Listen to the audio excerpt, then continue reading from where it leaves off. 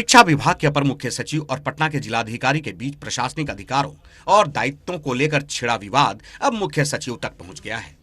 शीतलहर के प्रकोप को देखते हुए बिहार के तकरीबन सभी जिला पदाधिकारियों ने स्कूलों में छुट्टी का आदेश दिया था। जिन दिनों छुट्टी का आदेश निकला था, के पाठक अवकाश पर थे। छुट्टी से लौटते ही उन्होंने स्कूलों की छुट्टियां तुरंत रद्द करने का सभी प्रमंडलीय आयुक्तों को पत्र जारी कर दिया। लंबे पत्र में के पाठक ने कई तकनीकी पहलुओं का मुद्दा भी उठाया। इतना ही नहीं, उन्होंने पत्र में यह भी लिखा कि क्या सर्दी सिर्फ स्कूलों में ही पड़ती है। इसके लिए उन्होंने तर्क भी दिया कि जिन नियमों का उल्लेख करते हुए अवकाश की घोषणा की गई है वह तकनीकी रूप से गलत है। चलो मानते हैं पाठक का तर्क सही है, तो यह बात किसी की समझ में नहीं आती है कि बच्चों के प्रति उनके मन में इतना अमानवीय भाव कैसे पैदा हो गया, खासकर तब जब शिक्षा व्यवस्था में सुधार के लिए उनके उठाए कदमों का आम आदमी सराहना कर रहा है। एसीएस बड़ा या डीएम और किसे किस तरह का अधिकार जैसे सवालों पर बिहार की नौकरशाही उलझी हुई है। इसके कारण बने हैं पटना के डीएम डॉक्टर चंद्रशेखर। एसीएस के छुट्टी तुरंत रद्द कर देने के आदेश के खिलाफ उन्होंने 8वीं तक की कक्षाओं को बंद करने का आदेश जारी कर दिया। यही एसीएस के पाठक और डीएम चंद्रशेखर के बीच नाक की लड़ाई बन गई है। डॉक्टर दिलीप कुमार जायसवाल, मुख्य सचेतक प्रतिपक्ष, बिहार विधान परिषद की ओर से पूर्णिया, अररिया, किशनगंज जिला के जिला पार्षद, मुखिया, पंचायत समिति, वार्ड सदस्य, नगर निकाय के वार्ड आयुक्त एवं समस्त देशवासियों को गणतंत्र दिवस 2024 की हार्दिक शुभकामनाएं।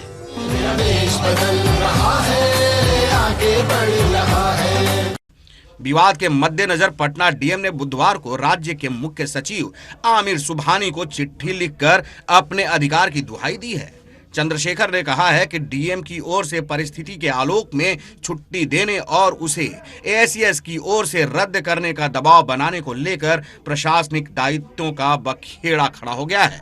उन्होंने डीएम के अधिकारों का हवाला देते हुए चीफ सेक्रेटरी से हस्तक्षेप करने और विवाद को खत्म करने की मांग की है। के पाठक की सख्त चिट्ठी को देखते हुए बिहार के कई डीएम ने छुट्टी करने के अपने आदेश वापस भी ले लिए हैं। सिर्फ पटना के डीएम ने इसे मानने से इनकार कर दिया। मामले ने इसलिए तूल पकड़ लिया कि एसीएस के पत्र के आलोक में माध्यमिक शिक्षा निदेशक ने छुट्टी का आदेश वापस लेने का सभी जिला शिक्षा पदाधिकारियों को निर्देश जारी कर दिया। पटना के जिलाधिकारी ने इसे नहीं माना और छुट्टी जारी रखने का आदेश दे दिया। पटना डीएम ने इस आदेश पर कड़ा प्रतिवाद किया है। उन्होंने माध्यमिक शिक्षक निदेशक को चिट्ठी भेजकर कोल्ड वेव के मद्देनजर बच्चों की सेहत खराब होने का जिक्र किया। डीएम ने तर्क दिया कि ऐसी परिस्थिति में विभागीय स्वीकृति लेने की किसी डीएम को जरूरत नहीं है। डीएम को दंड प्रक्रिया संहिता 1973 की धारा 144 के तहत ऐसा करने का अधिकार है। के पाठक को जब से शिक्षा विभाग का एसीएस बनाया गया है तब से ही शिक्षा महकमे में हड़कंप मचा हुआ है। वे स्कूलों का औचक निरीक्षण करते हैं। शिक्षकों के स्कूल आने जाने का उन्होंने समय सुनिश्चित कर दिया है। छात्रों की उपस्थिति बढ़ाने के लिए भी उन्होंने कई कठोर कदम उठाए हैं। स्कूल में अनुपस्थित रहने वाले छात्रों के नाम काटे जा रहे हैं। कोचिंग संस्थानों पर भी पाठक का चाबुक चला है। स्कूल अवधि में कोचिंग संचालन पर उन्होंने रोक लगा दी है।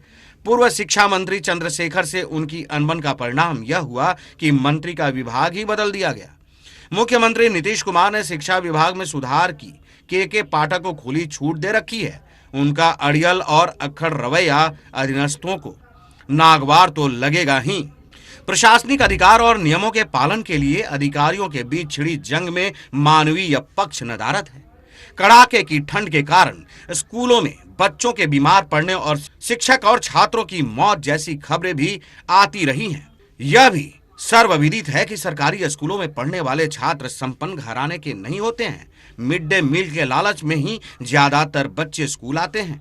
उनके शरीर पर न गर्म कपड़े होते हैं और न घर से वे कुछ खाकर स्कूल आते हैं। ऐसी स्थिति में उनके लिए ठंड से बचाव संभव नहीं है। के पाठक की लोकप्रियता पर उनकी एक जिद से बट्टा लग सकता है। जो भी हो, पर प्रशासनिक अधिकारियों की लड़ाई में बच्चों को ठंड की बलि चढ़ाना कहीं से उचित नहीं लगता। ब्यूरो रिपोर्ट, देशवा न्यूज।